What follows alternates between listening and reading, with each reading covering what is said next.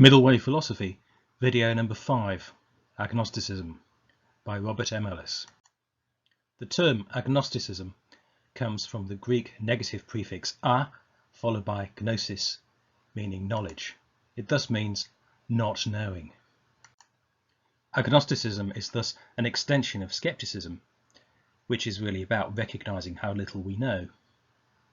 In earlier videos in this series, we saw that scepticism simply means recognizing uncertainty, and scepticism implies provisionality. Provisionality, in turn, has the implication of agnosticism. If we hold a belief provisionally, we need to be able to change it, so that means it needs to be justifiable from experience. So we can separate beliefs into two types: beliefs that we can hold provisionally and can be justified from experience, such as everyday beliefs, or beliefs that we cannot hold provisionally. No justification is available for such beliefs. Agnosticism consists in the avoidance of absolute beliefs. Why? Because these kinds of beliefs cannot be held provisionally. To understand why this is the case, it may be helpful to think about the two hemispheres of the human brain. It is the right hemisphere that is accessible to new experience from the senses or even internally from the body. It's the left hemisphere, on the other hand, that maintains conceptual beliefs of any kind. But some of the beliefs of the left hemisphere are self-contained because they are perfect conceptual beliefs. That means they can't be impacted by experience, unlike the imperfect beliefs that we may hold, which are related to experience in some way or another. Thus, the greenness of the grass that I observe, well, that's an imperfect belief. If I look round and they turn red, then I can reach a different belief on the basis of new experience. However, a perfect conceptual belief can never change, regardless of the new experience coming in. Here are some examples of perfect conceptual beliefs. They may take either a positive or a negative form. God exists is one obvious thing, but just as difficult to substantiate, God does not exist. Alternatively, ultimate matter exists. That's what's philosophically known as realism. Or on the other hand, that ultimate matter doesn't exist, only minds. That's idealism. Another example, the idea that our concepts match reality.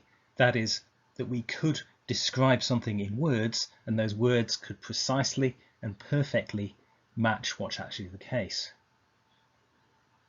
Or on the other hand, that our concepts do not match reality. We don't know that either. There are a great many other possible perfect conceptual beliefs, which we may assume in all sorts of situations. Agnosticism involves avoiding all these types of perfect conceptual belief, but for the moment let's concentrate on one type, on God, which is more familiar to most people. The most familiar views about God will be theism, the belief that God exists, that is, as a perfect and infinite being, and also, on the other hand, atheism, which, although it does have certain variation of definition, I'm taking here to mean that God does not exist as a perfect and infinite being. There is a third alternative, one that is often neglected or at least not taken seriously in much discussion of this subject. That is, that because we are imperfect, we cannot know whether or not any kind of perfect or infinite being exists. That is agnosticism. Traditionally, there are two types of agnosticism. Strong agnostics recognize that we can't know whether or not God exists, given our limitations. Weak agnostics, on the other hand, are awaiting further evidence as to whether or not God exists.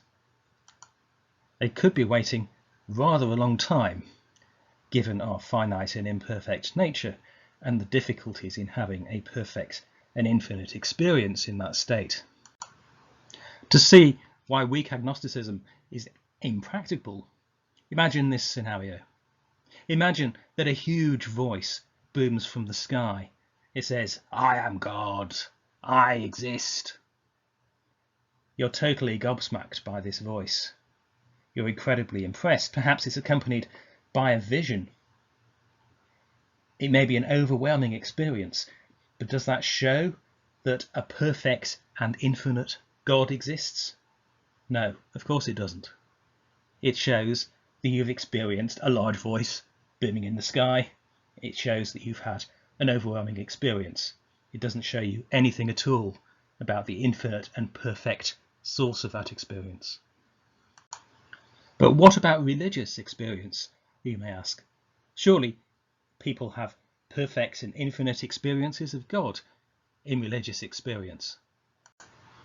Religious experiences, whatever form they take, may very well be genuine, meaningful, and life-transforming.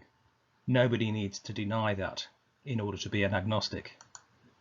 But at the same time, we need to acknowledge that religious experiences happen to human beings, and human beings are finite. That means that religious experience is the experience of a person, that is, that a person has. It's finite, it's imperfect, and therefore its identification with the perfect is not only unjustified, it's also irrelevant. What difference would it make to our finite lives to identify something as perfect? None whatsoever. It would just be a concept that has no connection to the rest of our experience. There's also a widespread popular misconception that agnostics are in some way indecisive. But on the contrary, agnostics have to be decisive and even-handed. They're in the middle of a conflict, an extreme conflict between two sides which are absolutely opposed to each other, which will not listen to new experience, which will not modify their views or whatever.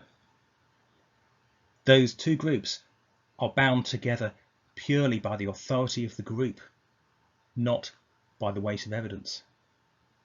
So to be an agnostic, to defy the power of the group, requires grit.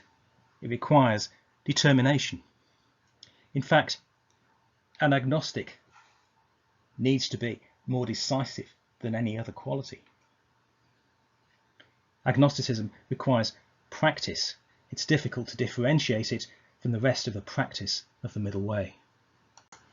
So, to summarise, agnosticism follows scepticism in being a recognition of human embodied limitations. Nothing more than that in the end. It avoids absolute claims, whether those claims are positive or negative. It cannot be linked in or lumped in with either of the two extremes. God is only one example, perhaps the best known example, of the application of agnosticism. But it applies wherever there are polarized, opposed absolutes. Absolute claims remain meaningful to an agnostic, but they're not justified. An agnostic, at least who's thought through their position, is not awaiting evidence of things that we couldn't experience. An agnostic has come to terms with the fact that we can't experience what's perfect and infinite. Strong agnosticism, in fact, requires decisiveness and commitment. It's a practice.